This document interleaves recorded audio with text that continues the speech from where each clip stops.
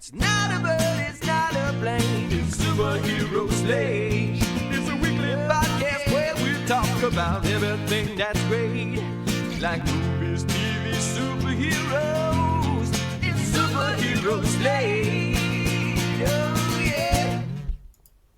Hello, everyone, and welcome to Superhero Slate, the show where we run down the latest superhero entertainment news. We love televisions, cinema, and superheroes, so let's talk it all out. My name is Chris. And my name is Mike. And this week, Cinemacon takes over in Las Vegas, and we have trailers, teasers, some we'll talk about, some we can show, from Avengers Doomsday. Street Fighter. I put the Mandalorian in here, but I think we'll talk more about the Masters of the Universe popcorn buckets and drink containers, because boy did that merch.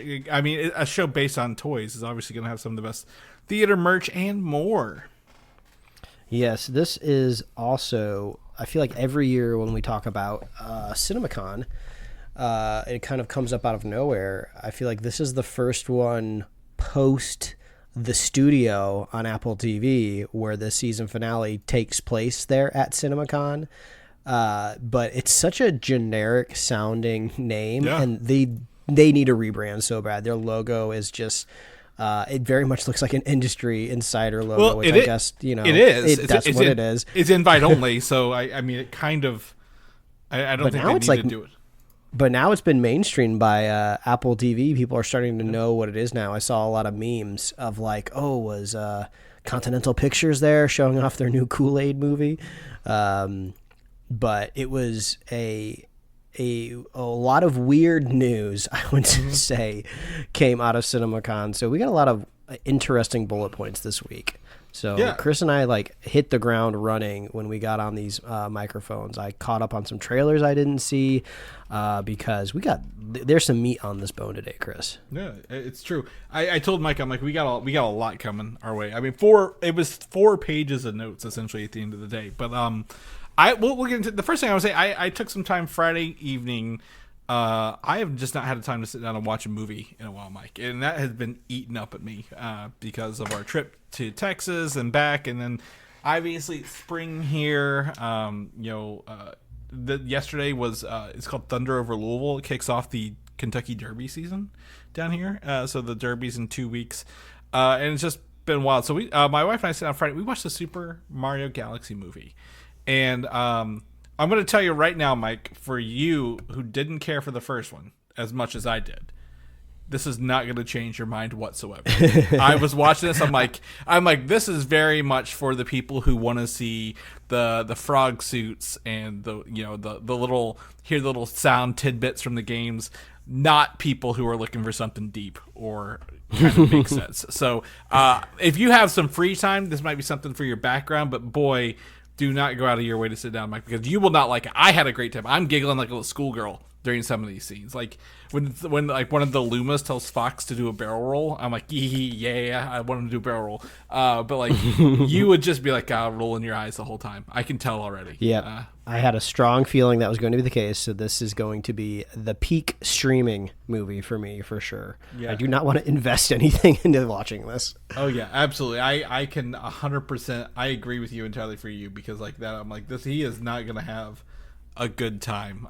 He might have an okay time, but like he doesn't really want to pay for this at the end of the day. And that's fine. That's perfectly fine. But we had a good time. It's like, so there's a couple scenes like, this isn't a spoiler. Essentially, Mario and Luigi are solving things around Peach's kingdom, right? And the overworld is essentially the Super Mario Brothers map, and it's like showing them going to different parts of the thing. And they're like, when you win, you get the little Mario flag. I'm like, oh, that's fun. I will like seeing that. Super Mario World, probably in my top 5 games of all time. And I just had to Google, it's up to $747 million worldwide. So we'll see how much legs it's got. But I predicted it was going to beat Zootopia 2. It's still got time. Yeah, and I think they're saying they're going to have a strong weekend for that. I think, is there something that came out this weekend? I don't know anything on the horizon except for Mando. Yeah, I can't. I think it was maybe not. Either way, probably some horror movie we're not really into. But anyway, I had a good time. I'm glad I watched it, and hopefully, I guarantee you in 2 years, 3 years, we'll see the third one of these for sure along the way. All right, let's shift gears. Let's go back to the topic we talked about last week. The curious case of Avatar, or Aang the Last Airbender, the Avatar movie, that was emailed to someone who then put teasers online. And I told Mike, I'm like, this will be fully online before we know it. And lo and behold, within 24 hours, the entire movie was online to download and watch. And now, I will tell you this. I did download and watch it. Visually, absolutely stunning all the way through. I didn't watch the movie. I just kind of pinged through a little bit. But I will tell you that this is not a final audio mix. So if you want to wait to get the final version, probably wait till it comes out in October, or if they happen to put it up early. But it is watchable. That's good to know, because I was under the impression this was the final. But yeah, if it's not exactly what the creators intend for me to watch just yet, whether it's like ethical or not to watch it, I will wait to watch it then. I want to I want to see it in its full glory, because unless for some reason the Avatar franchise has some sort of boon in nostalgia in the next 20 or 30 years, and it's reinvigorated and they make more of this will probably be the only ever 2D animated somewhat high budget feature film that we might see ever come out of this franchise, or really any franchise in the future. So I'm gonna wait until it's perfect, then I'll catch it. Yeah, so visually it is there, but it is very much the audio is there. So I guess unless there's some sort of again legal thing saying they're only going to do it in November or October, I don't know why they wouldn't go ahead and just put it up on Paramount now for people. I'm surprised there's no trailer at the very least. It seems like maybe you'd try to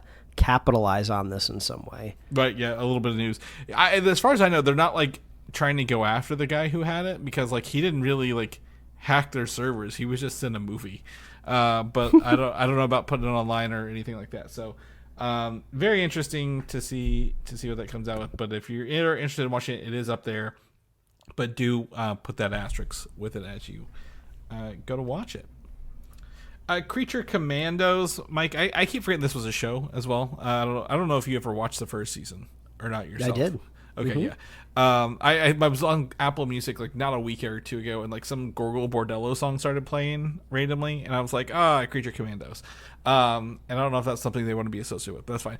But actress Sydney Chandler, who is the main, I guess, synth in Alien Earth, has joined the next season as Nosferata for season 2. And for those who don't know, in a world full of nepotism, she is the daughter of Kyle Chandler, who plays Hal Jordan in Lanterns coming up. So I had no idea. Yeah. So, while she may not be playing anybody live action yet related to her father, she's at least in there. So, I don't mind her as an actress. She's not the worst thing in Alien Earth. I think some of the choices of the show were. So, that's fine for her to be a voice actress in this. So, we'll see what Nosferata has to offer whenever season 2 hits. Man of Tomorrow. So I put Man of Tomorrow in here. So I don't know if you know, Superman Day was this weekend, I think, or at least this past week. Apparently, I had no idea. Yeah, apparently everyone was like, "This is awful. You guys did nothing for Superman." They showed no new footage, no new trailer for Superman or Supergirl. They just gave out a couple inspirational quotes, and that was it. But along the way, actress Adria Arjona has confirmed her casting in the upcoming movie, joining the DCU, and people are wondering if she's playing the villain Maxima, or could she be Diana / Wonder Woman for this in the new thing. I think James Gunn at one point was commenting on rumors, and it's she'd be a great Wonder Woman or something. I don't remember what happened, but I think that make that a bigger announcement, but maybe they were shying away from Superman Day. She was Binks, right, in Andor? Yes, she was. Yeah, I was trying to think. I was like, is that her name? But yes, she was in that. She was in Morbius as well. If you remember, I didn't want to. Oh yeah. Well, she's got incredibly high nerd street cred coming off of Andor. Yeah. So I mean, I feel like back in the day, like in the Snyder or like Nolan version of the DCU, you would instantly go to like, oh, Wonder Woman, because it's like the one character they haven't really been using yet.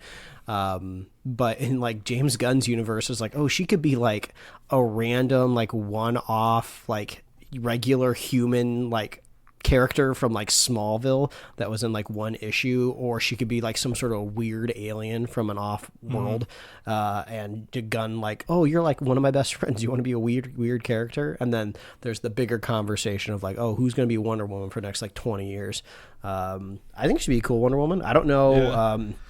I mean, when I think of an Amazon, I think of like tall, like just stature on screen. So I have no idea what her height is. But I mean, Tom Cruise has inflated his height in every movie he's ever been in. So I'm not saying they couldn't make it work. Well, I'm seeing Variety is saying she is Maxima, but I don't think anyone else has like really confirmed it. But I didn't know this. Her boyfriend is currently Jason Momoa, who is Lobo. So, hey, they can carpool the set. Yeah, well, he's done though. He's done this, but like at the same time, if you know somebody who knows James Gunn, you're probably gonna have a role in a movie. Is what it sounds like. He only casts people in this, so she's probably Maxima. I don't know who Maxima is, but we'll see as this plays out. Man of Tomorrow, probably one of the bigger movies next year that we know very little about, and I'd love to know more. So we'll cross our fingers and see if we can get more about this, as you know they're filming it as they go. That's our that's our non-CinemaCon news. The rest of the show is all CinemaCon news, Mike. So for those who don't know, CinemaCon, as Mike said, it's a essentially an industry thing in Las Vegas. They not only do they bring out teasers, posters, I guess trailers, but they also bring out the merch, and we'll talk about that out the gate. So we'll jump right into it. I kind of rank these by topics we would probably have a lot to say, or something to say about, or at least by studio. First of all, Spaceballs, the new one, is the title for the upcoming sequel, not The Search for More Money per Mel Brooks. And he was like, it really didn't make sense after like 40 years to call it that. So Spaceballs, the new one. I saw did you see the Spaceballs, the elevator photos that were making around? So like they just labeled the elevators in CinemaCon just called Spaceballs, the elevator. Oh yeah, I think I did see them. So they had some of the cast: Rick Moranis, Daphne, I forget the name of the princess, Bill Pullman and his son, who is the Sentry, can't think of his name, Lewis Pullman, like opening up the elevators as they were getting off. It was pretty fun. So this is coming to theaters April 23rd of next summer, 2027. So I'm pretty excited for this. I'd like to see. I think they had a little bit of a teaser in there. They said they were skewering like I think one of the scenes someone described was Darth Helmet at a urinal next to a Na'vi from Avatar. So I'm curious what they're going to do with this. Hopefully it's funny. Hopefully it's good. We have a lot of parody films. We talked about legacy sequels coming up in the next 12 months. Anything from you on this one that you're looking forward to? Gosh, it has honestly been so long since I've seen the original Spaceballs. I can't tell you if it's a good idea, if I should go rewatch it before I see this, or if I should kind of almost go in blind and then go back and rewatch. I have some decisions to make moving forward, but a cornerstone movie in our household for sure.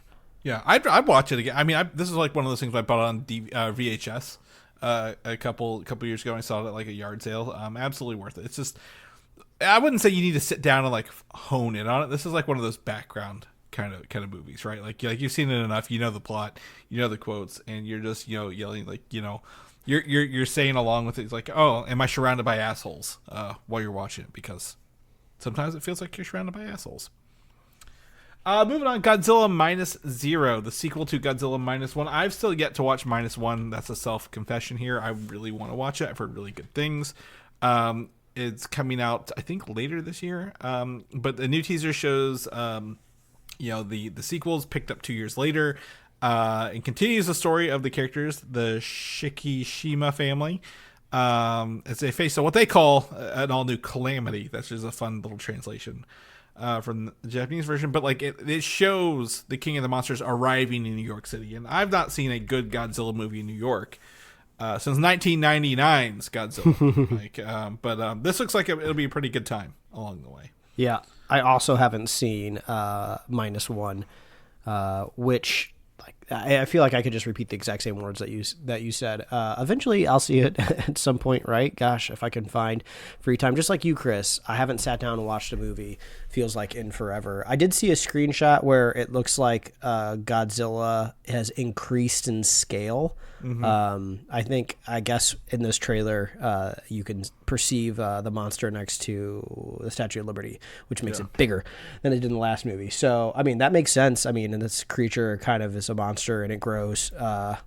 I mean, is that canonical that Godzilla just gets bigger and bigger? That's tricky because every studio or that runs Godzilla has their own different rules and stuff. Because like in Japan, not the American one, before Godzilla Minus Zero or Minus One was Shin Godzilla, and that's a completely new take on Godzilla where it grows the entire, like you see it as like a small lizard and it's like growing the entire time in the movie. Oh yeah, I forgot about Shin Godzilla. And I think in Minus One, from what I understand, like Godzilla takes a bunch of damage, and like I think maybe he is regenerating, and maybe that boosts his growth a little bit through this. So it could be in this version where he is growing based on something.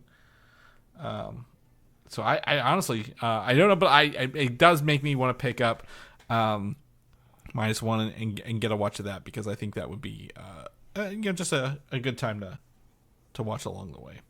So check out that trailer here, that little teaser, again, small teaser here, and let us know what you think about Godzilla. Paramount had some panels. I'm not going to put any stock in anything Paramount says. I'm going to be honest with you, Mike. They're in the middle of a purchase, and anything that's maybe over 75% done might make it to actual theaters. Anything else might make that, what's it, the tax thing they do, where they're like, fuck you, and we're going to write this off as a tax thing in theater world, since they're buying Warner Brothers, and they're the ones who did that the first time. But Paramount says that they have confirmed that a new Star Trek movie is in the works. My understanding that all the TV shows are also currently ending, if not done, after this year as well. So it sounds like they're transitioning from television to film going forward. This next, the Star Trek vibe where it goes from TV to movie to TV to movie to TV to movie. So we're back in the movie world, it sounds like. Now, I don't think that this will be a continuity pickup from the J.J. Abrams verse. I think this will be a new Star Trek kind of story kind of going forward, like a reboot, clean slates again. What do you think? I think you have to, right? You can judge Star Wars very easily, and many people do out there on the internet. But one thing that you can say, at least the studio has attempted to do, is to create a new audience, to bring new people into the franchise and to keep it growing. I would be shocked if a bunch of Star Trek streaming shows on a streaming service that I don't think most people have is growing new Star Trek audiences at any rate that's close to Star Wars. And I'm not saying these two are like direct competitors or any way. They're different type of franchise. But if Paramount kind of wants to turn this into a moneymaker in any way, kick off a new franchise, you got to bring new people in. I mean, I feel like the base is aging out, just like everything that was invented back in the 60s and 70s. So I would welcome it, but I'm not a Trekkie. I actually really liked the J.J. Abrams take because it brought me into the franchise new, and then I felt abandoned because the second movie either didn't perform critically or financially how they wanted to, and then there was a super long gap until that third one came out, which didn't really have any consequence to the story in any ways. And everybody liked it, though. I think it had a critical reception, and then everything was abandoned. Chris Pine no longer on the map, and I was just like, all right, well, I'm lost. The one Star Trek fan that you made from this is I've abandoned the Enterprise, so you got to find a way to bring me back. Yeah, no, I mean, that's how I feel. I mean, like, I'll agree to that because, like, I didn't watch any. I knew Star Trek: The Next Generation was always on whenever I was done watching TV, because I always remember the intro song, but I never watched the show, but I did watch the Abrams stuff. I'm like, okay, I can get into Star Trek stuff. Then I went back and watched the old movies. Wrath of Khan still holds up. Mike, I'm going to be honest with you. I just want to get if no one has watched the Wrath of Khan or hasn't watched it in a while, that movie still holds up after 40 plus years, if not more. Nice. Like I'm thoroughly surprised by that. I recommend that. But I agree with you. For those movies to just kind of like build a new audience. I don't know if I'm going to say the In the Darkness was a letdown or not. It's hard to say, but like you said, I stopped thinking about Star Trek again and didn't really catch up with the shows. I've heard the new shows are great. Discovery, Brave New Worlds, all that stuff, great. Those are like reboots of the original stuff, but like, wouldn't it be awesome if we moved forward instead of recasting Star Trek people? Like, hey, this is like the next generation was to the original. Like, let's go to the next generation version of whatever's next and do that. I'd be down for that. I think that'd be really awesome. So count me in for that. But hopefully they can get this spun up and going sooner than later because, I think, with absence, fondness grows. But like for us, I'm like, yeah, give me something good. I want a good story. I want a good movie. With that, along the way. Also, Paramount mentioned Transformers, Mike. I haven't thought about Transformers movie in a long time. And as someone who is a Beast Wars person, and was kind of let down by what was it, that last one, whatever the last one was called, which was supposed to be based on Beast Wars. I was like, okay, we'll probably get another trashy one in a little bit, but they did confirm another movie's in the works. I'm not sure if this is a sequel with the G.I. Joe Energon universe that we've talked about before, or if it's a sequel to Transformers 1. I really like Transformers 1. I don't think you've caught up to that one yet, right? You didn't watch that? Nope. I highly recommend Transformers 1. It's just like really, really solid animated movie, like in Spider-Verse level, kind of like really, really good. That's kind of like a sleeper hit. But I don't know if I want a live action one unless they really, really give us this G.I. Joe Transformers mask. What's the other property they own over there? But you know what I'm saying? Like where they actually deliver like a crossover that's worth watching. Like Transformers by themselves aren't very fun, but if you had G.I. Joes with like their wicked vehicles and weapons, hell yeah, let's see what we can do with that. Like Masters of the Universe has me hyped to shit, and I don't care about Masters of the Universe, but like give me something like that and I'm on board along the way. Agreed. But anyway, so Transformers, they're threatening us with another one. Whether it's a good one or not remains to be seen. Mike, I put this in there. You sent it to me, but I'd seen it anyway. Teenage Mutant Ninja Turtles, Mutant Mayhem 2 will have Shredder and Kang in the upcoming film. And for people who don't remember, the previous film had Cynthia Utrom. Utrom are Krang's species, by the way, in case you didn't know that. From his dimension. They call in Shredder at the end, so they've kind of been teasing this. Mike, I have been looking for an online version of was it Chrome Alone, whatever the Manhattan thing is, and I can't find a good one to save my life. We did see it's on Paramount streaming service, like natively. Yes, which ironically, after complaining about Star Trek, I do have access to Paramount Plus, so I should just go watch it. But I keep forgetting it exists, which is probably the problem. Yeah, so I would love to get that downloaded or on YouTube or something. But I'm excited. More Mutant Mayhem is not anything I'm going to complain about, right? I know you're a big fan as well. I mean, Krang is going to look disgusting in the best way, right? I mean, if the first movie was like rendering just even human beings with weird lopsided faces, can you imagine what Krang, a weird squishy pink brain with eyes, is going to look like in this movie? And I'm sure his mechanical man that he drives around in is going to be sick too. So yeah, I'm so hyped. What I am disappointed with, Mike, here, and I am only going to throw this out there because I really wish they would stop putting both Shredder and Krang in the same movies. Like, remember, like that was the Michael Bay one. Like the last one was like them. Like they can be different. They don't have to be together. I would love to see a Krang version that's like the Hand and Krang in New York, and then maybe we can do like the Hand and Shredder, but then Krang in a multiversal thing, where we get to see like them doing like the multiversal stuff that's like was in the animated show from the 80s, without having them be in the same movie. It's kind of I'm gonna say disappointment, but I'm like, come on now, you can do better than this. There's so much. I mean, there is a lot. it'd be kind of like putting Green Goblin and Doc Ock in the same Spider-Man movie. I mean, as hype as it would be, you were right. Like they are big enough on their own. Yeah. But I don't know. I mean, I would love to see a third kind of mutant mayhem movie. But I mean, maybe this is just let's don't count these chickens before they hatch. We don't know if we're getting a third movie. Yeah. Throw our baddies in here. We want them. If not, maybe the merch alone can pull this one up by its bootstraps and help it out, because boy, there were so many Turtles things I wanted to buy in the past like 2 years. I'm like, oh, the pizza van, give me the pizza van. I want it. So if we have anything on this, we'll share with you guys. I think this comes out late or mid to late next year, so we'll keep you posted.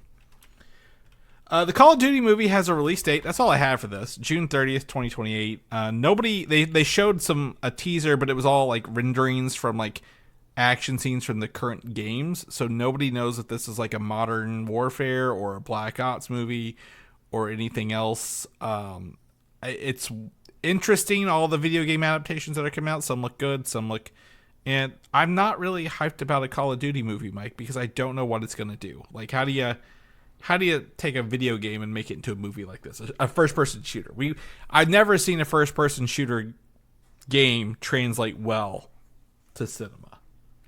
Yeah. Also, Call of Duty is a popular franchise just because it was just gameplay executed well, like you were in an action movie. I mean, the online component is a totally different thing, but yeah, I remember playing Call of Duty games back in the day. It's like, oh, I feel like I'm in a movie, but like that was its unique selling point. So translating it into a movie, it's just like, oh, this is just going to be an action movie, right? But if we were to look at the way Mario is naming their movies, I would imagine if this is a franchise, the first one's called Call of Duty, the next one's called like Call of Duty Modern Warfare, they're going to call the third one Call of Duty Black Ops, and then like there's going to be a ton of people on the internet be like, I can't wait until they do Call of Duty Zombies. Yeah. And then the brain rot sets in, and I'm like, this franchise has made $40 billion. How is this possible? I tell you what, though, Call of Duty Zombies might be the only way to get me interested.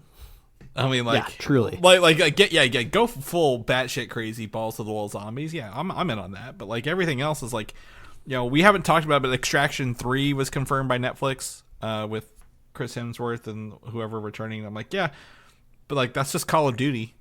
Like that's a Call of Duty movie. It's not really anything special about it. So, but yeah, June 30th, 2028.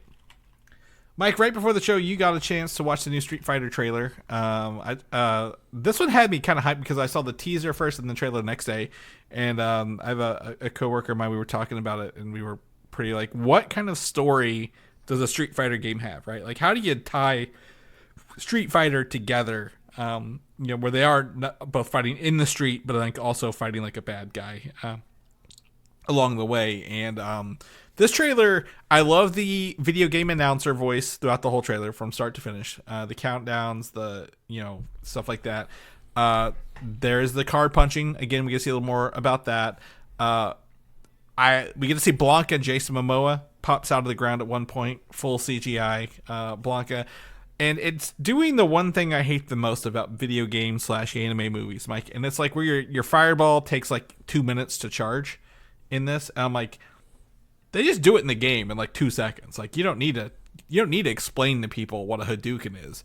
We know what a Hadouken is. People watching this know he can just do a fireball. Like stop taking, 2 to 3 minutes to charge up a fireball to use it in an alleyway. But other than that, this movie looks crazy enough. I think I'm in on it. Like I have no dog in the Street Fighter fight, pun intended. But I'm in on this, Mike. What do you think? Chris, I watched this trailer with you on the other end of Discord just before we started recording, and after it was over, I had to do so much to contain myself as to not show my hand before we got to this topic. This trailer is absolutely insane, and I might be more excited for this movie now than Avengers Doomsday. It would help if Doomsday had a freaking trailer beyond just a couple teases stitched together from the beginning of the year and the end of last year, but it looks so much fun. They are just like drenching it in like neon. They are not really going for any sort of like physics realism with the fighting. They're they're doing like crazy backflips and wall kicks, and there's, like you said, there's a Hadouken. There's a direct reference to Chun-Li's thighs, which I think is just hilarious. So I couldn't tell. I kept trying to. I need to watch the trailer another time, maybe, but I think this is. This is hard to say, Chris. I think this is a period piece of the 90s. I think I saw there was like the MTV thing. Bison banner. The MTV thing was interesting. But the MTV thing was interesting. So I don't know if like that was the first tournament and this is the second tournament. Yeah, maybe because maybe the MTV logo was supposed to be, he was like a VJ and now he's washed up. I couldn't quite tell, but this looks so much fun. And we've talked about this a million times with Mortal Kombat. Like, how do you make a video game fighting movie like realistic? Because you just eventually have to get all your characters pointed towards a tournament, and then usually most of the time it has to be life and death. So how do you make the stakes like that? And you do it just by kind of making a silly movie so people don't stress about all those things. This looks like so much fun. I am so excited, Chris. Oh yeah, absolutely. I am as well. It looks just absolutely goofy, but I love the neonness of it. Like, the 80s retro, like the colors, like it looks like a Street Fighter game through and through. And I'm interested to see how they fight. Even Balrog, played by 50 Cent, I'm like, they're leaning into some of this stuff.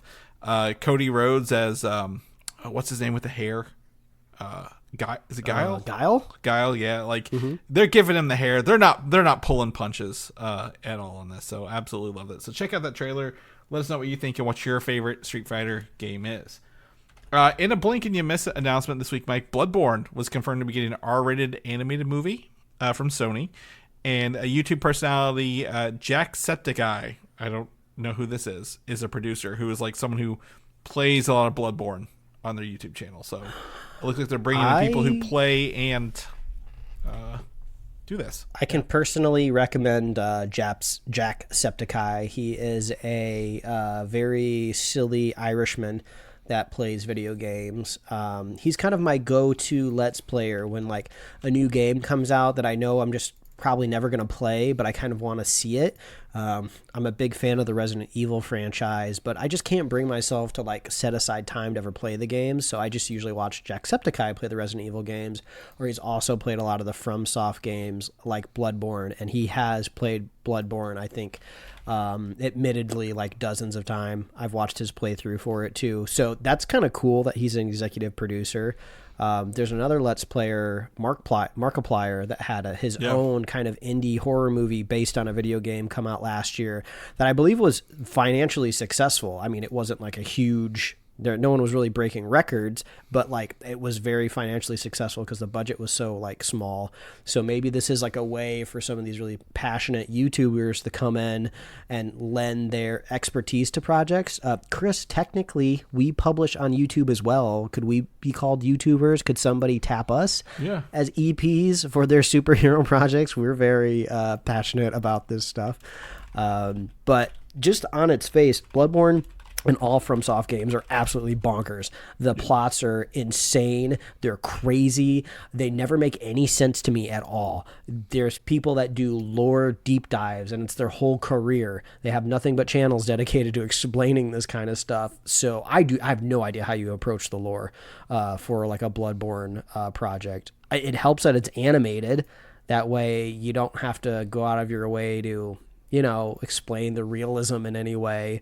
I'll watch it. It's cool that it's rated R. I would hope it hits the theaters, because then that would kind of be a big monumental shift in the animated realm to get like a gothic gore rated R animated movie in theaters. But I have a strong feeling that this will probably just go straight to a streamer. I can't imagine. Well, Sony's weird. Way. Sony is interesting. I can't predict what they're gonna do with this. And already it could be a Netflix Sony deal. Sometimes they have those deals. Could be in theaters for a little bit and then come out. You just never know with them because they're the ones who announce it. So until they kind of give us some a first look, I'm going to assume it looks like Devil May Cry from what's it called? On the Netflix, the animated Netflix from Devil May, or Castlevania on Netflix. That's the kind of design I like in my head I have thinking for this. So We'll definitely see. I played Bloodbourne a little bit. Couldn't understand what the fuck I was doing. I'll tell you right now. I was not built for that. So, not upset. I just know it's definitely not for me. But it sounds like a good time. Masters of the Universe. We talked about at the top of the show. I've been saying this to everyone I can see. There's a 44-ounce Sword of Power cup that you can get for this. Like, I literally, it comes with a straw that goes all the way to the bottom of the cup. Can you imagine trying to fill this up at a freestyle machine, Mike? Like, oh my God. Like, you're just sitting there filling up your power sword at a thing. I love this. This is batshit crazy, but I love it so much. I'm curious if the angle of approach even works at a freestyle machine. Like, Chris, you're gonna have to like 3D print an adapter at home before you bring it. I'll just run the straw. I'll just run the straw up and hold it up there to the little nozzle. Now, if I had to be particularly nerdy about if this is a good drink vessel, since it's narrow and tall, a lot of surface area for your soda to touch. Which usually the more surface area means the quicker your carbonation dissipates. So you might have to drink this quickly in the sword. You know, I'm going to be honest. I thought you were going the other way. Cleaning this son of a bitch is going to be a problem.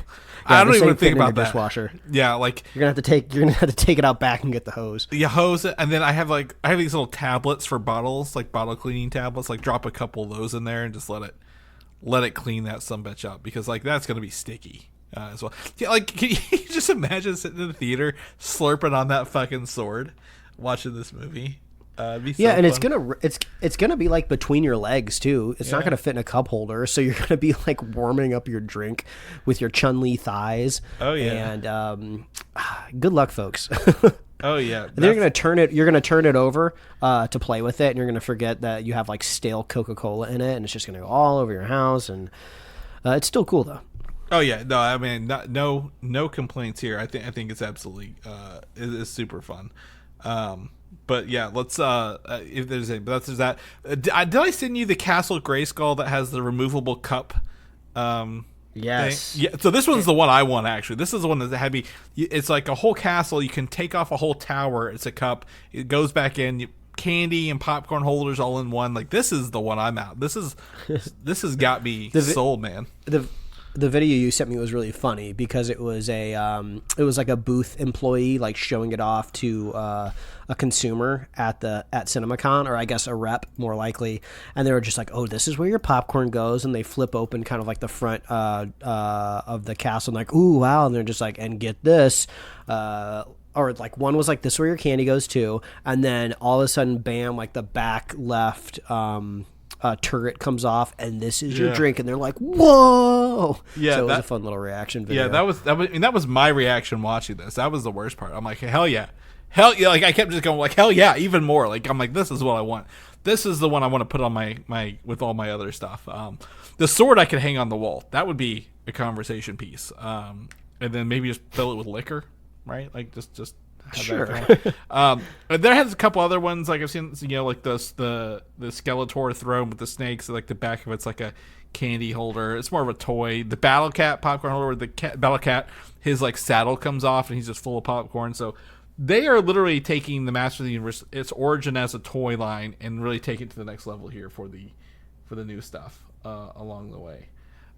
So I'm down for this. Like I had nothing else to talk about this movie, but like. I had, again, no dog in this fight. No battle cat in this fight, if you will. But I'm so excited for Masters of the Universe to just, eat my popcorn out of a castle and drink my whatever zero soda I'm going to put in that thing along the way as well. Let's keep going. Lord of the Rings, The Hunt for Gollum. We got some casting announcements. A new casting includes Jamie Dornan, famously known for 50 Shades of Grey. He's been on other stuff since then as Strider. I can't think of his name. Not coming back as Aragorn for this. Definitely aged down to that. Leo Woodall is playing a character called Halvard, and Kate Winslet is Marigold. So I don't know who they are. We are not like the biggest Lord of the Rings people here by any means. Tolkien heads, but the returning cast is interesting because we have Andy Serkis as Gollum and Smeagol, Ian McKellen as Gandalf, Elijah Wood as Frodo, but interestingly enough, Lee Pace from the Hobbit films in the late 2010s is returning as Thranduil as well. So a little mix and matching from the movie franchises there, not just all from the originals. Yeah, Chris, I don't know if this is a hot take because, like you said, we're not really in the Lord of the Rings community. So I don't know if Lord of the Rings fans are excited for this, if they're not excited for it, if they're tepid. I am honestly getting to the point with this movie where, like, pardon me for my language, I really don't give a shit about this movie. Mm-hmm. I kept waiting for some sort of news to come out at some point to, like, energize me. I mean, the recap, I guess it's kind of cool to see Elijah Wood coming back just because I kind of like the fun choices he's made with his career since becoming, like, mega uber famous. He just kind of seems to, like, retain his chillness and just does, like, fun horror movie projects. I like that part of it, but, like, what is there to get on board here? I mean, they adapted the iconic book series already. They did not do a good job of adapting the tiny little book, The Hobbit. They tried to turn that into its whole thing. So it's like, there's nothing left, right? Like, I guess you can go on and on about this Silmarillion, all the extra stuff that's in it that could be adapted. Like, I just don't care anymore. They did it. And they did a really good job with it. And then they released extended versions of it. And those are really good too. It's like, there's nothing left there for me. So I'm probably going to share this opinion with a few people up until maybe we get our very first trailer. And that's going to be your chance to bring me back in. But as of right now, I'm in Pessimist City, baby. Yeah. Well, yeah, it's, it's not beating a dead horse because Lord of the Rings isn't dead. What's it called? Whenever they just keep, like, they're just like, yeah, we're just going to keep reusing this son of a bitch until we get done. Milking the cow? Yeah, I don't know. Yeah, I guess. So that's, it's like they are literally squeezing this. They're trying to get blood from a rock. Or is that the phrase they use? Like, you're trying to squeeze blood from I think they usually say blood from a stone. Yeah. You know what? Give me some theme park news. I had heard long ago that the Lord of the Rings theme park rights are like these separate negotiable things out there in the world. And, like, I don't know, make those go to like a Universal Studios or something like that. Or, like, some other theme park. I want to see it in real life. That's how you get me excited. I don't want to fly to New Zealand. That's too far away. I'm sure it's beautiful. Bring it to me in a swamp in Florida or in Southern California somewhere. Yeah, I don't really know what to do with some of this stuff either, because I'm like, yeah, I like the stuff, I like watching the stuff, but do I need another one? Right, like that is, am I like out here dying to watch more Lord of the Rings? I don't know. They have this. They haven't forgotten. What's the other one? The Stephen Colbert one even. I think they're just like, what do we do with this? How do we get more money out of this? They don't want to remake it. You should remake it. The other one's staying really, really well. So, Andy Serkis needs a redemption arc somewhere else. Venom, no, did not like that. His Animal Farm movie, the trailers look atrocious. That's supposed to be his film. So I guess he's going back to the tried and true Gollum to get his mojo back. They've been working on this for a while, though. So my guess is, like, just let him have it. They killed off his best role, which was in the Marvel stuff, right? Like, they shouldn't have killed him off. He was great as Claw. He was such a fun Claw. I loved it. Yeah, he was really a wild card. So sad to see him, not doing that. But yeah, Lord of the Rings Hunt for Gollum, new cast, old cast. Kate Winslet's interesting addition. I don't know who any of these characters are, but other than that, we'll keep you posted. Until we see something, I think that'll be the big thing. Game of Thrones. If you not in Lord of the Rings, if you want your, I guess, fantasy in a different era that's more politically intrigued, Game of Thrones where you're at. The Aegon's Quest movie is confirmed to be in development at Warner Brothers. Aegon the Conqueror is the guy who essentially made the Iron Throne. Like, that the show is visually known for. That was like his rule. So sounds like this might be a good, like, origin of how they made the chair. Like, is that really all the movie's about? Like, how we got the chair kind of going forward? I did see some conversations online of people that know this world way better than I do. And apparently people think that this is like an odd story for a feature film. I guess Aegon's Conquest doesn't have that many moving parts to it or something like that. I guess you could adapt it any way you see fit, since George R.R. Martin's not really adding any more lore to his franchise at the moment and doesn't really seem like he wants to. I feel like I'm in kind of a similar space here with our last topic of like Lord of the Rings. Like I'm so off of Game of Thrones after the original run of the series. I mean, I don't blame them for Chris, as we said, trying to squeeze more blood from the stone of this franchise, because it was so ultra mega successful. I mean, even if you can never return to those numbers, you're still going to have a successful TV show compared to what else, is out there in the world. But I think let's associate this the same with all of our Paramount Plus news that we talked about at the top of the show, or Paramount news of like Warner Brothers is about to possibly be sold to a whole nother studio. There's going to be tons of merging and canceling of projects. I would not be surprised if this does not come to fruition, or if maybe it gets canceled and pushed, retooled. Paramount's is going to get their dirty little fingers in all of this stuff. Yeah. So I think you brought up on the show a couple months ago of like, oh, this could just be producers like trying to save their projects. Let's announce it.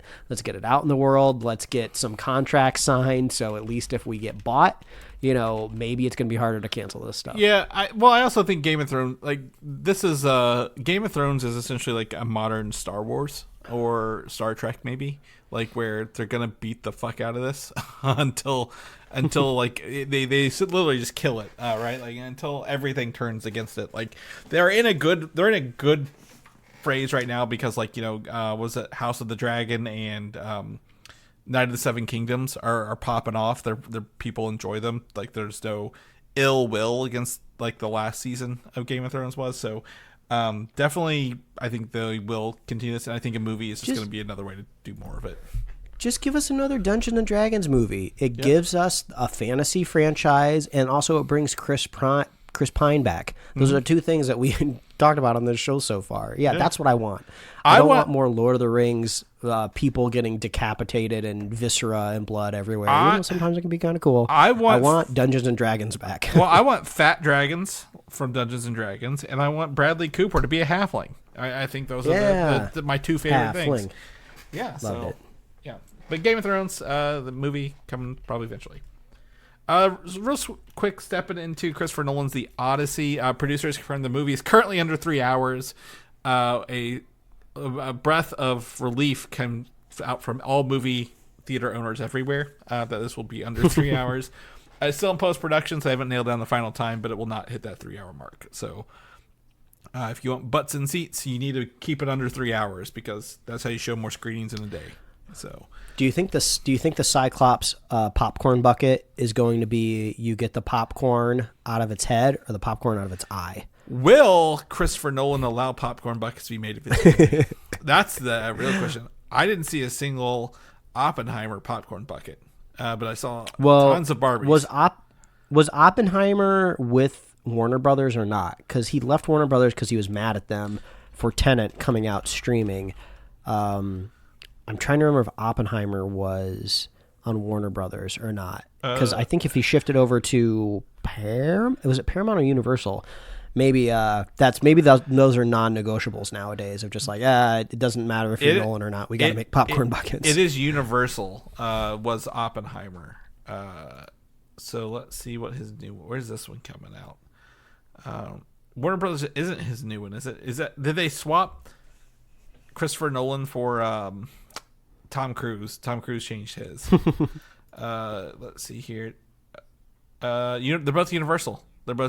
So, and I think he wrote this one too. So I think he even has even more pull over it. So we'll see if they actually get something. I mean, who's to say they won't do it? But yeah. Anyway, that movie is coming out this summer. DC did have one thing at CinemaCon, and they did show a teaser off of Clayface. Even though we don't get to see it, and I'm not seeing any leaks yet. They did show that actor Tom Harris is a shape-shifting villain Clayface, who is a struggling actor whose face is disfigured, and he goes transformations that turns his entire body into clay. He is getting chemicals pumped into him. His face changes repeatedly, shown without an eye or mouth. And in the final moments, he's sitting in the bathtub and he wipes away his entire face. And then they end the whole thing with a giant mace-shaped fist in the shadows, just like he would kill Batman with or beat Batman with. This heck yeah. I need to see. I need to see this. I need to see this footage to really judge this.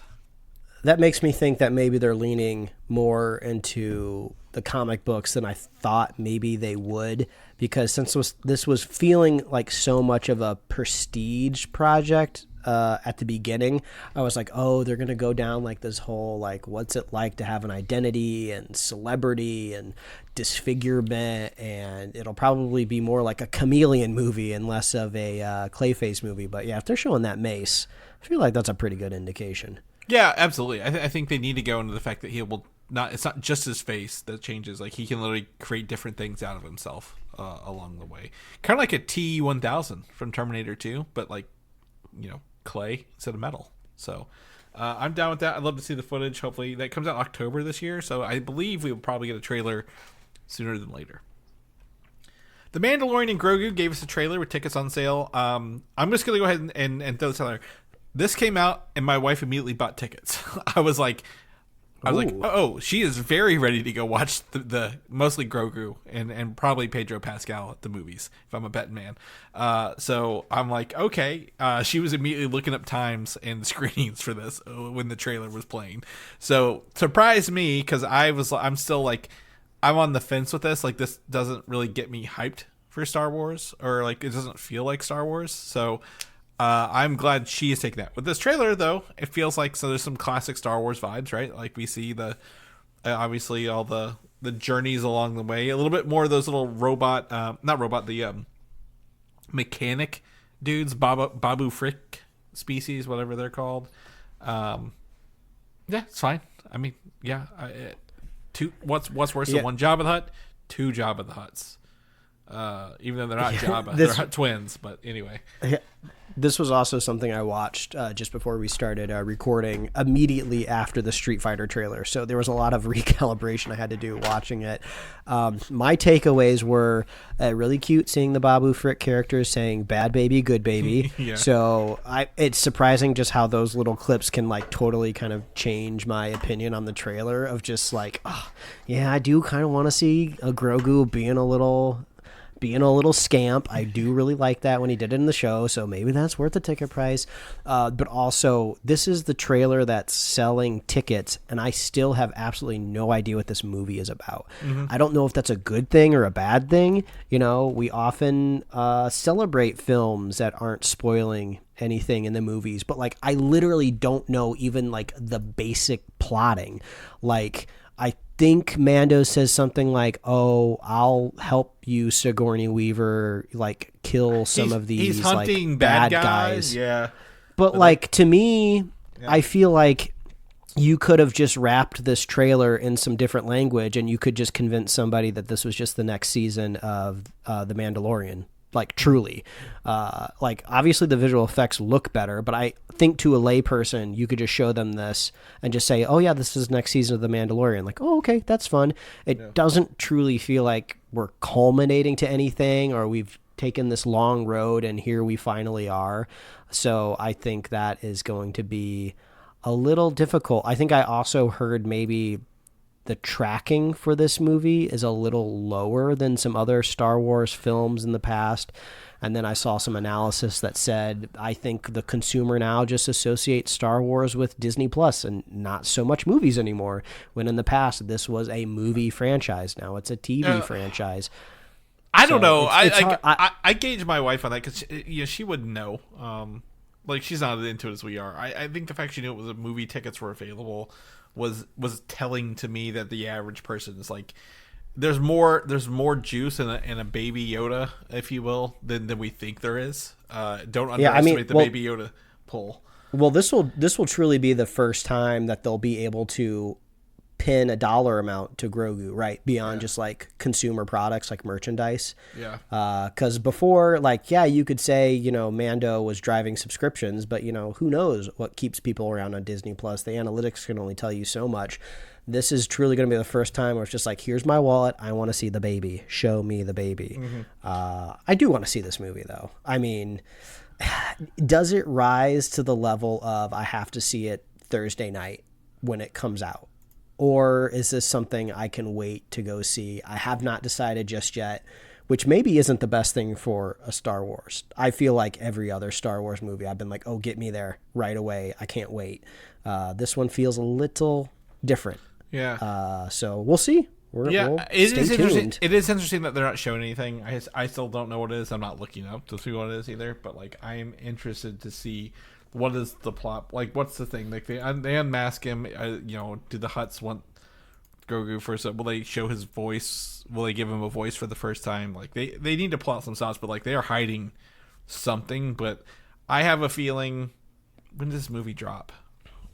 Do you know when it comes out? To end up May 22nd, I believe. Yeah, so we're about a month away. We're a month away. I bet we're about to see more clips of this in our commercials than we have seen in a very fucking long time. They're about to go full ham on this. With that, so we'll see. You know, we'll talk about it, I guess, in about a month. Moving on, Spider-Man Brand New Day. Sony brought some new posters to the show. Number one was the Hand fighting Spider-Man. This was, I think, due to all the discourse of like, oh, the Hand are jumping at 3 people in the shot, and it's just Spider-Man. They photoshopped him out, and they're like, well, we didn't. How about we just show a different angle of it? So I've already seen people photoshopping characters back in to this poster. So yeah, you can't fight the theory mill. But I mean, this is a good sign for Spider-Man. It seems like the anticipation and the excitement never left from the last Spider-Man movie. So it's all good.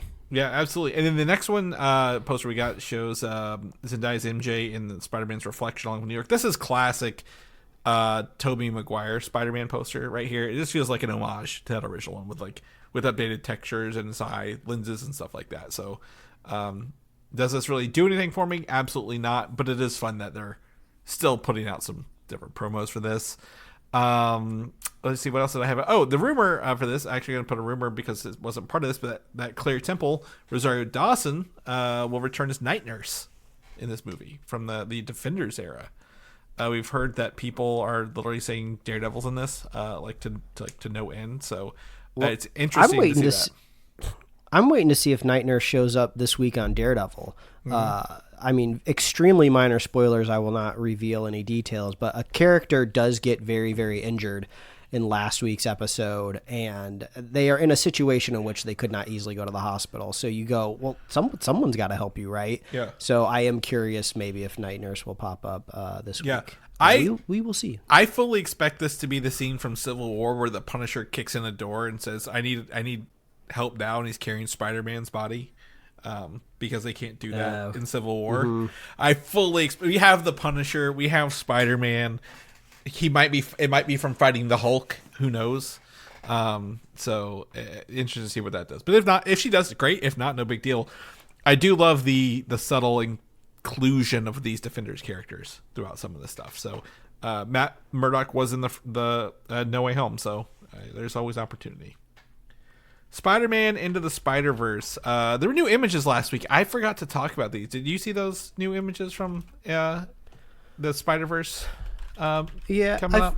I feel like they weren't super eventful. Obviously, every screenshot from a Spider-Verse movie is beautiful because of the art style, but they're all just kind of like emotional, like touching moments of like, oh, Uncle Aaron, here's my dad, here's like another cool shot of Spider-Man. They don't really give you a lot to go. It's not like we saw like a new like Miles as Prowler like screenshot or something like that, you know? Yeah, like there's the one with Spider-Punk. It says says gotta save your dad kind of thing in his like format, and then there's like a Spider 29 punching Miles in his art, and then there's like the 2 people driving the car. Like, it was nothing big, but it was fun to see. But they did give us some synopsis here at CinemaCon, talking about, there's nothing here. It's just again that Miles is hunted by Miguel O'Hara Spider Society. and he is like going around the Spider-Verse, trying to find a way home. And it's just erasing his time to travel across the wildest reaches of time and space to fight for, reunite everything he holds most dear. I'm very excited for this. I'm sad it's been pushed back like 4 years from its initial date, but like hopefully it is something good and quality that lands right. Like I have no issues with them sticking the landing on this one. Anything else? I just want more Spider-Verse. I think that's it, right? Like I hate waiting, but it's been good every time we've had to wait. So true. No lies spoken. Yep, next summer in theaters. I don't know if this was at CinemaCon or is it somewhere else, but Your Friendly Neighborhood Spider-Man Season 2 gives us our first look at Symbiote Spider-Man, which will obviously lead into Venom later. It's a fun show, fun animation style. I love the classic blue and black Venom here. Like, it's not just the pitch black one. It's also kind of more, not streamlined. He's slimmer. Like, it's not like the big bulky version of it. It's like over Spider-Man's body rather than a hulking Venom who's dripping goo everywhere along the way. There's always goo. We always love the goo. Yeah, there's going to be, and I this show's been great. I love to see this. I want to see him in motion. I think that 2D animation style that looks like comic books was awesome in the first season. Want to see more. So hopefully we get a teaser trailer for that soon. Marvel Studios did some layoffs this week. I think Disney announced them 2 weeks ago. Right, it was not like a surprise layoff. Like the surprise was who was getting laid off, but like a couple weeks ago they're like, we are doing some layoffs. But the entire visual development team at Marvel Studios was laid off, and now it's only like a skeleton crew. And they're like they'll coordinate rehiring concept artists on a per project basis. Which I'll just go out and say this sucks for everyone involved. We don't want people to lose their jobs. But in a, I feel like I know where this is coming from in a generative AI thing. When you're taking people's images that are already in comic books and then just adding an actor's face on them, are concept artists as revolutionary other than designing new suits or just updating suits along the way? It is pretty depressing to think about it from that point of view.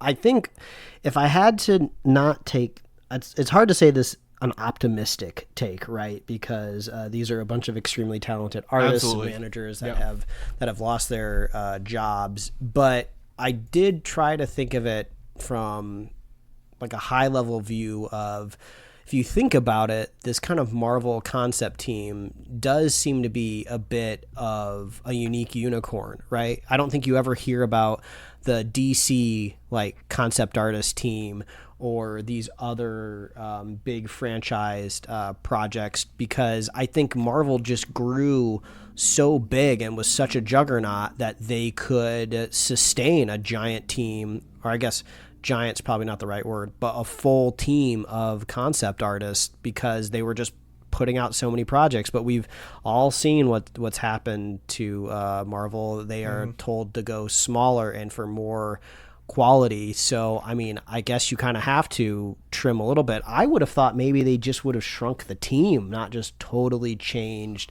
strategies to like a per project basis. But I have a feeling that that's more in line with how the industry operates, right? I don't think Warner Brothers just has like a concept artist just in an office just waiting around for the next like action movie to concept art. The director and the creative teams like reach out to people that they want to work with to do concept, and it's probably very much like an on project basis. So I would probably say I can sympathize with the people for sure. Absolutely. Because it sucks to lose your full-time work, especially in an industry like this.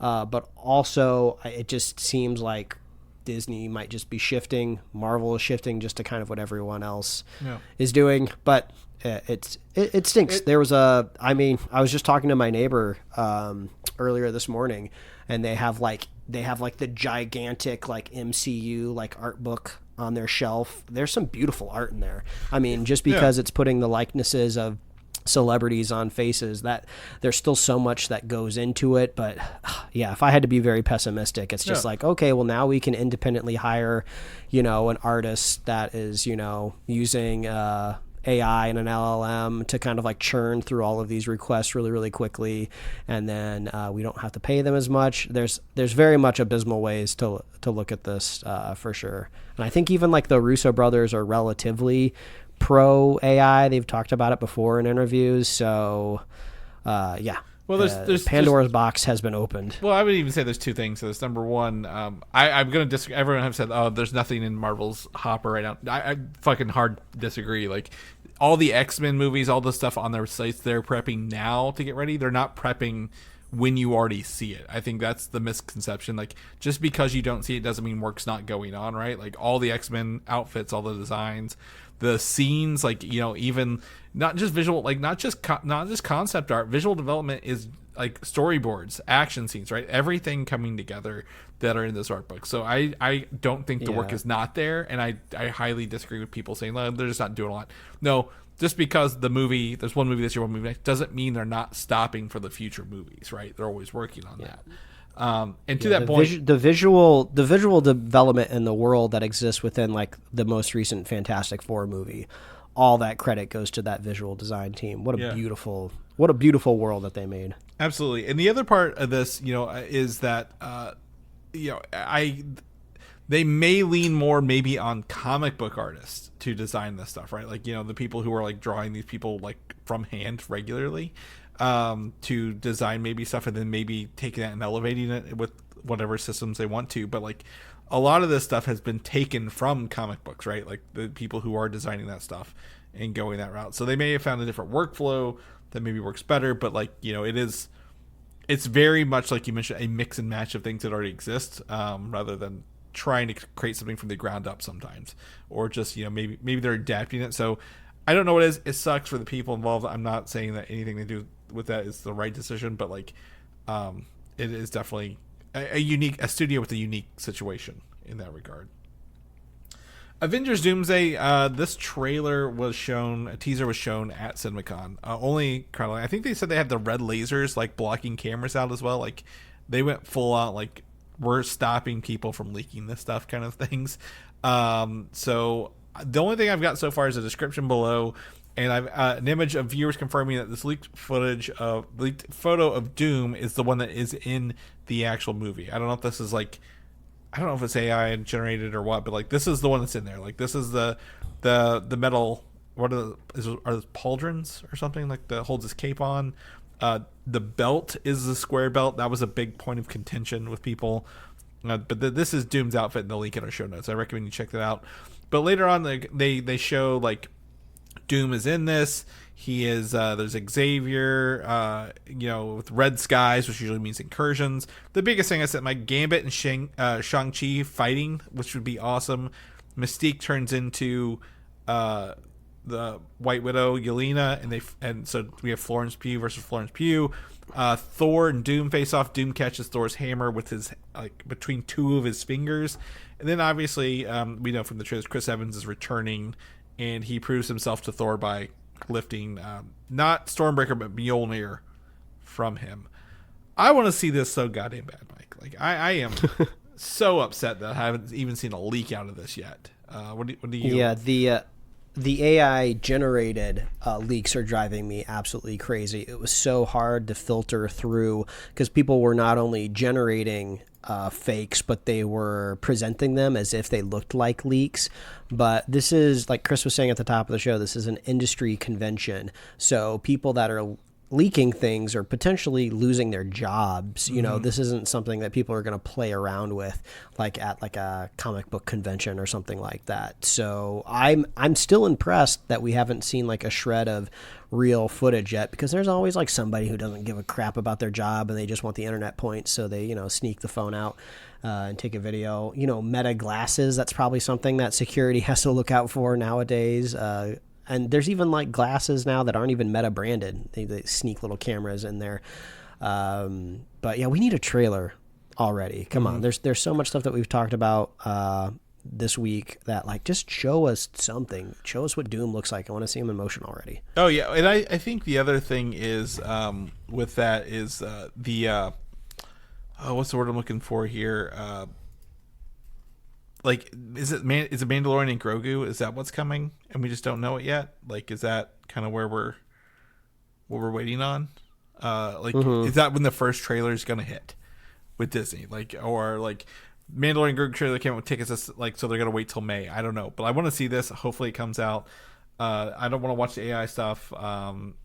I've heard enough different descriptions and read enough that I know which one's real and which one's not. So if I see anything, I will let people know. Like, you sent me one where like someone had, like, Doom had a fake shield up, and I'm like, he didn't have a shield, he caught it in his hands, kind of thing. Like, so we'll see what goes on with this along the way. Also, Iman Vellani will return as Miss Marvel, and Catherine Newton also confirmed her return as Cassie Lang, and Wesley Holloway, child actor. He had a bunch of movies. I pulled Terrifier 2 out as his credit, as added to the cast. If they're adding a child actor, whose kid do you think this is? I mean, is it Steve's? Is it Steve's kid? Yeah, they could age him up. They could be some time. Maybe it's Doctor Doom's kid. We hear, like, I've heard rumors that he had a family that was killed by the incursions. Maybe not. Who knows what's real and fake about this movie? So, I don't know, but I am so excited to see something from this. On my point of view, because we've just been waiting for so long, and would love to see Doom in action. I think the waiting is fun, but the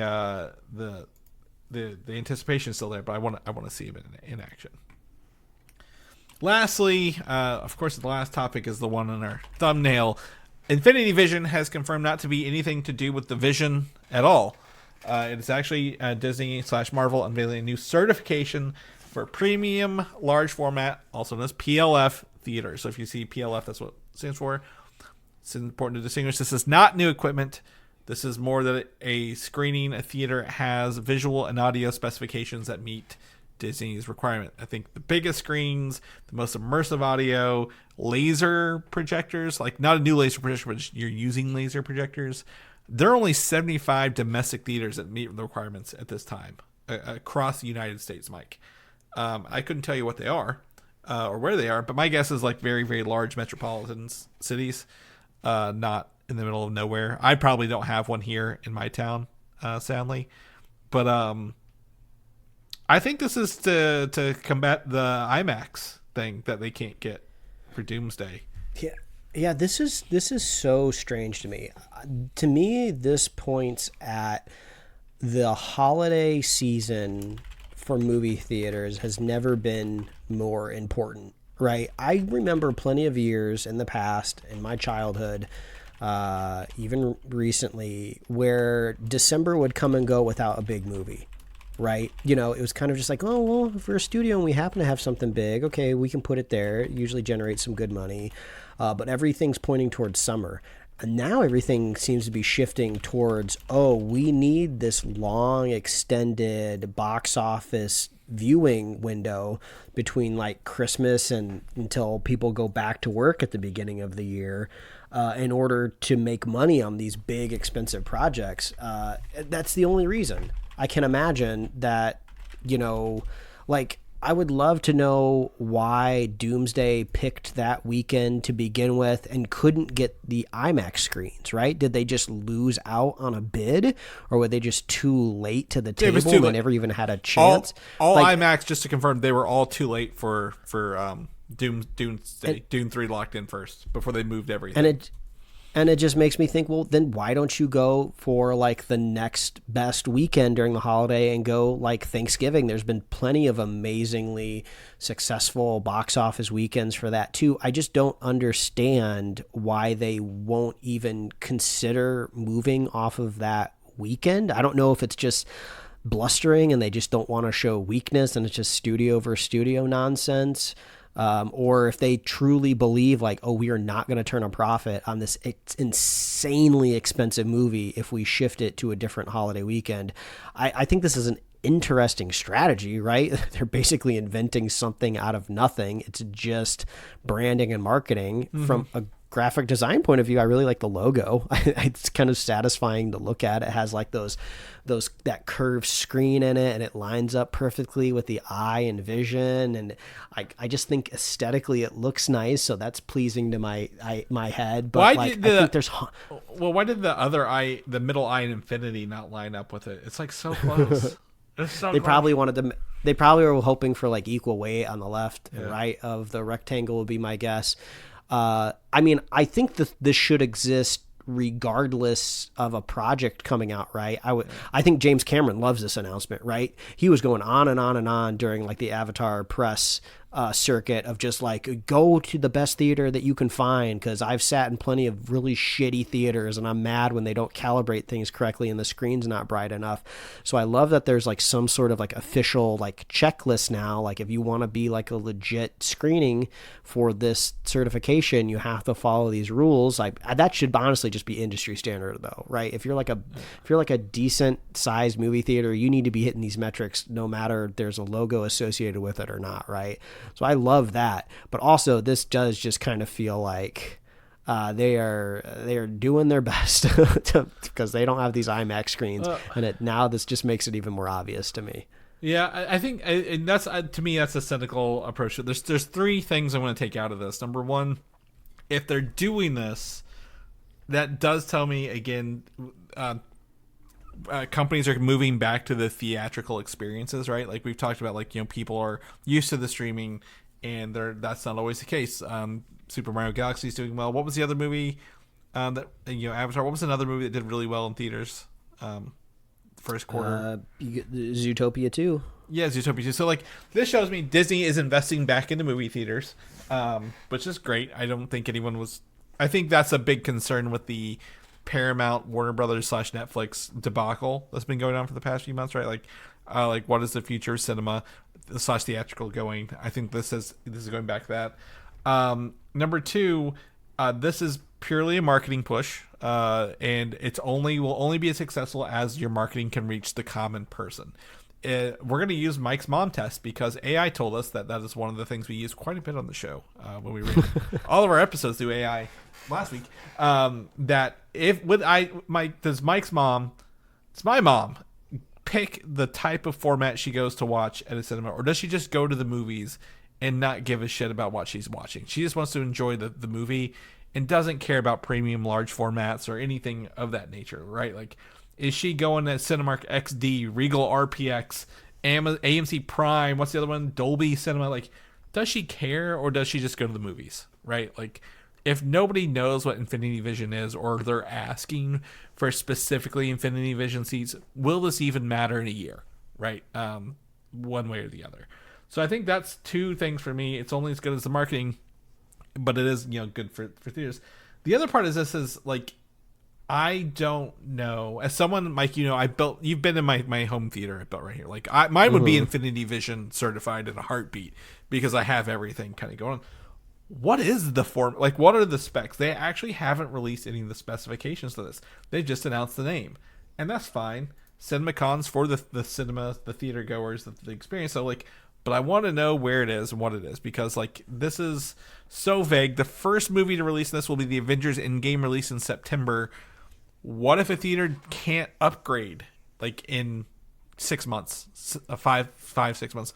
Will I go out of my way to find an Infinity Vision theater to watch Endgame? Probably not. But like, well, I'm fine with going to my Cinemark XD theater, right? I mean, Chris, we didn't quite make this into the show notes because I was seeing it in my feed just before we started talking. I think they're adding new footage to that release of Endgame. Yeah. So, I mean, maybe that'll help drive buzz, and maybe we'll talk about it more next week. We'll have some more information, hopefully. But I desperately want to see the training video for the projectionist that they release of just like, I want to know how straightforward it is. Like, do they do any like goofy animations to train the 18-year-old how to tune up this projector so they can meet the Infinity, I bet it's all automated. vision. I bet it's all automated. Or like, if anything, maybe Disney can hire me to go certify all these theaters. I would gladly sit in a theater and do that.